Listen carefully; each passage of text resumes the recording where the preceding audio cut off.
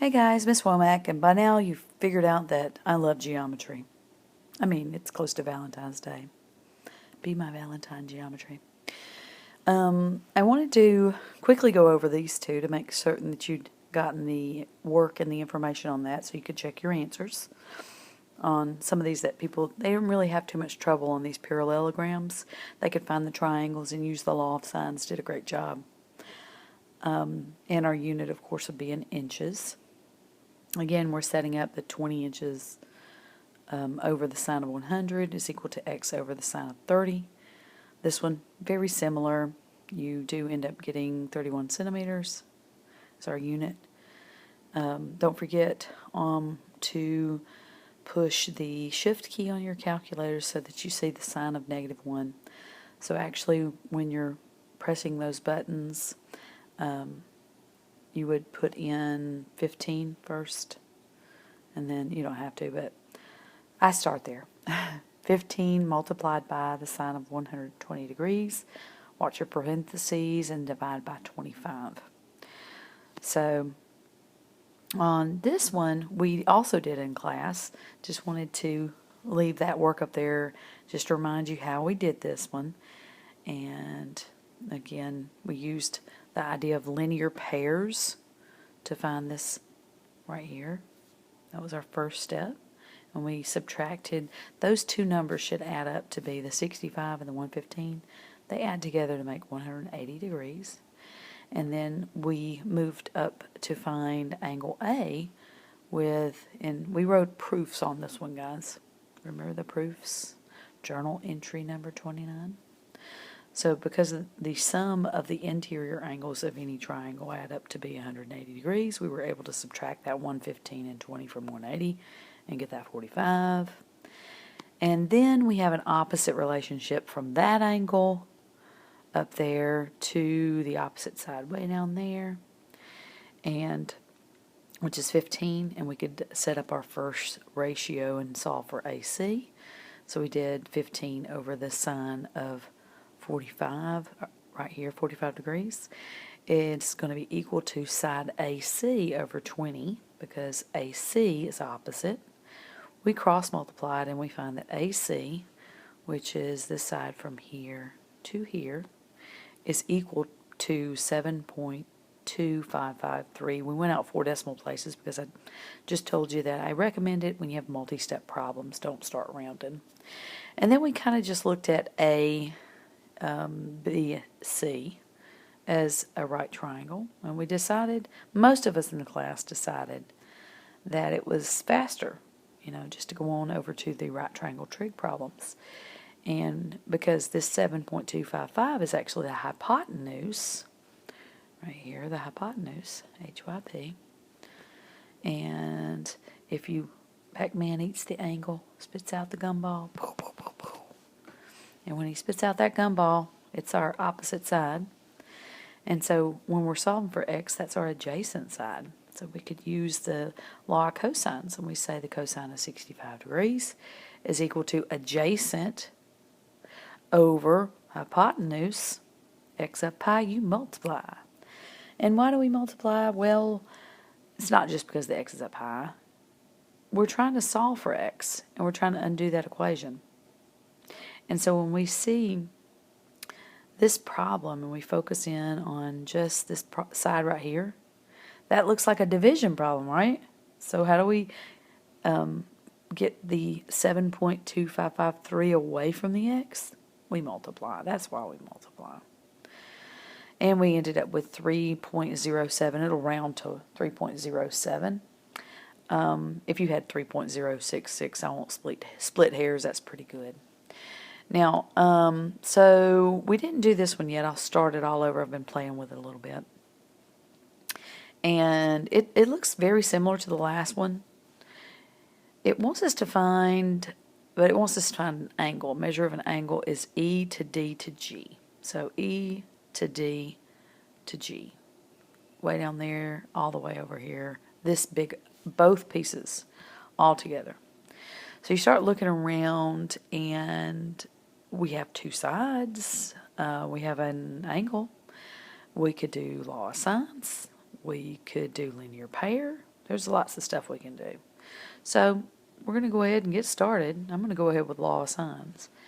And you could do 30 over the sine of 125 degrees, that is going to be equal to, because our sides are on top and angles are on bottom, we can find the angle G now by putting 20 over G. And that's my cat, Nana, in the background. She just wanted to say hello. She would love for me to stop videoing right now and just pet her. Like never sleep and keep petting the cat. So I'm going to push the shift key. Be very mindful of where your parentheses are. And I'm starting with the 20. 20 multiplied by the sine of 125. 20 times sine 125. And then we're going to divide by 30. And we get 35.26. 35.26 it is. So, just checking my math on that one more time. Oh, I put 120. I knew I did something squirrely. Alright, I'm going to fix it. Sine, or shift key, sine 20. I blame it on the cat. It's all her fault. 20 times the sine of 125. Much better. Divided by 30 is going to give you 33.09. I'll go ahead and say it's 33. Make the life simpler and easier as we move along. So this opening inside of here is 33 degrees. We can now take that new piece of information and subtract 180 degrees minus the 33 we just found, minus 125. And we have, knowing that we have the three angles of a triangle measure add up to be 180 degrees, we know that this little teeny weeny angle right in there is going to be 22 degrees. Now, we'll go to the other side. We'll talk about our linear pairs from here to here. Should add up to be 180. So we'll put the 180 in the calculator again.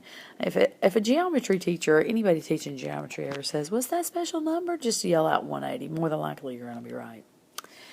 So, when we subtract that, we get 55 degrees. And then we know this is 90 degrees over here. So we can now put 180 in there again. Subtract 90 degrees. And then subtract 55. And you get 35 degrees up here. And our last step is going to be to add that 35 to that 22. 35 plus 22. And you'll end up getting 57 degrees for that whole angle from here to here. So that opening from here to here is actually 57 degrees. Whew. Sometimes it takes more than one step. I love them. All right, so on this one, we're trying to find the height of a building. And you can see I've already kind of gotten ahead of myself to work on this. Some of the same things that we've been doing before. I use my linear pair because I didn't have the red information first, so let me back up a little bit, see how we came up with that. I subtracted 180 minus 48, and that gave me the 132 degrees. That's because that's a linear pair. And then I did the same thing again. 180 minus 32 minus 35. 180 minus 132 minus 35. I'm tired. I'm thinking I'm not going to be accurate. It happens.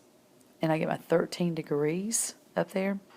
And then and only then am I able to actually set up this opposite relationship here that you see I have 150 over the sine of 13 degrees is equal to x over the sine of 35 degrees. Now that will actually give me this angle, or this side that's over here. And then I'm going to use just right triangle trig to finish it up. So let's get to work to find that side. So we'll go 150 times the sine, cross multiply, I want to go from there to there, the sine of 35 degrees divided by the sine of 13 degrees will give me quite a big number, but it should be. We're talking about a building here. So this is 300, and I'm going to round out a good ways to be accurate. It says 382 feet, and I actually have 0.4, and I'm going to round it to 7, which is pretty close to like 382.5 feet. So that's a good ways. And you can see who this might be interesting, like fire departments and people like that might need to know this information as well, to be able to extend a ladder or to rescue people, or I don't know, whatever. Need a guide wire for some reason. They need this. And that's in feet. I didn't have a room to put my units, but we now can use just right triangle trig. Okay, because I'm going to change my pen color just because I want to. So now, like Pac-Man's going to eat this little angle, which is 48 degrees, this angle here. You know, he's spitting out his gumball. So the building right here is our opposite side. And we just found the hypotenuse right there of this right triangle. Now we can, well, that one actually extends all the way over there if you didn't see that. There we go. But it's also a right triangle over here. So either way you see it. There we go. Just want to make sure you saw that. Wherever it's hitting the building is a right triangle. Well, we hope that the building is square. Unless it's the Eiffel Tower, it is. So we're using opposite, or we're trying to find opposite. So over hypotenuse. So I know that I'm using the sine function. So the sine of 48 degrees is going to be equal to x over that number we just found, 382.47. All right, now this is not the only way. I'm going back and forth with those because I want to review these as much as possible. X up high, we're fixing to multiply times the sine of 48 degrees, and we see that the building is 284.23 feet tall. 284.23 feet tall. Pretty cool. All right. Now, I thought this was a pretty interesting problem, too, so I just had to do this one. It says, fire towers A and B are located 10 miles apart. They use direction of the direction of the other tower as 0 degrees. Rangers at Fire Tower A, or a ranger at Fire Tower A, he's spotting a fire at 42 degrees. The rangers at Fire Tower B spot the same fire at 64 degrees. How far from the Tower A is the fire to the nearest tenth of a mile? Now, this is pretty applicable. I thought this is kind of cool. So first off, you need to know what do they want us to solve? How far is Tower A to the fire? So they want to know this measure right here. So once we've got that established, we're like, okay, let's do this. Well, I can use that same rule that we talked about a minute ago, because some of the interior angles of a triangle are going to be 180 degrees. So I can take 180, I can subtract the 64 and the 42, and find minus 64 minus 42. And I find that this angle right up here is 74 degrees. Okay. And that's my daughter in the kitchen. She's being rather loud. Shh, I'm shooting a video. And she just had to be in the video. So now we have an opposite angle and a side. So we can use this information, see, to set up for with the law of sines. Yay! Geometry's fun. So I'm going to put the 10 on the top and the sine of 74 on the bottom. 74 degrees. And I'm going to set that equal to, you see that side is opposite of the 64, tower B. So that's going to be what my sine's going to be. Sine of 64 degrees. That's my angle I'm going to use. And I'm going to find my answer. Cross multiply.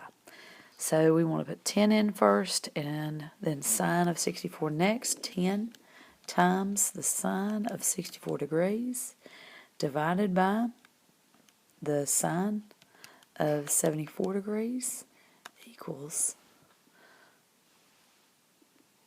9.35 miles, which to our nearest tenth is 9.4 miles, just under 9.5 miles.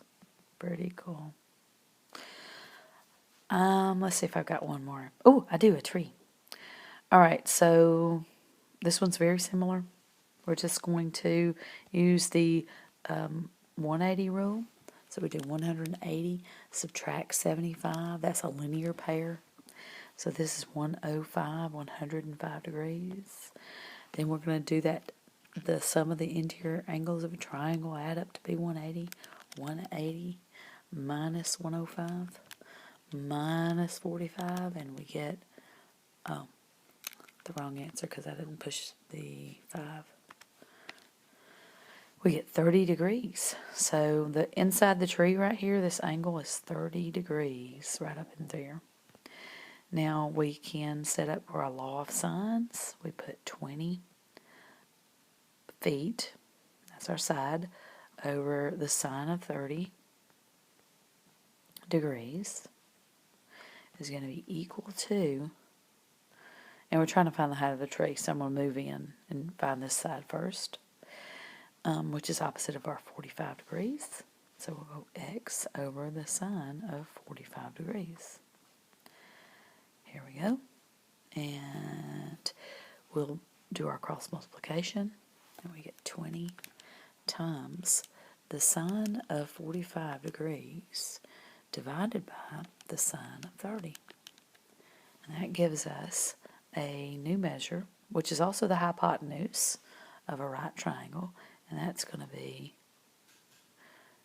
this purple line was going to be 28.28 degrees. And then we can treat that like a right triangle trig, because this is making a right angle right there. And we'll go back and look at this with fresh eyes. This is a 75-degree angle. Pac-Man eats the angle, spits out his gumball. The tree is the opposite side again, the OPP, and we just found the hypotenuse. Yay! So we're using sine again. So the sine, but this time we're using it with right triangle trig. The sine of 75 degrees is equal to x up high over the 28 we just found, 28.28. X up high, we multiply, we say the sine of 75 degrees multiplied by 28.28 is actually equal to 27.3. So that tree is 27.3 feet tall.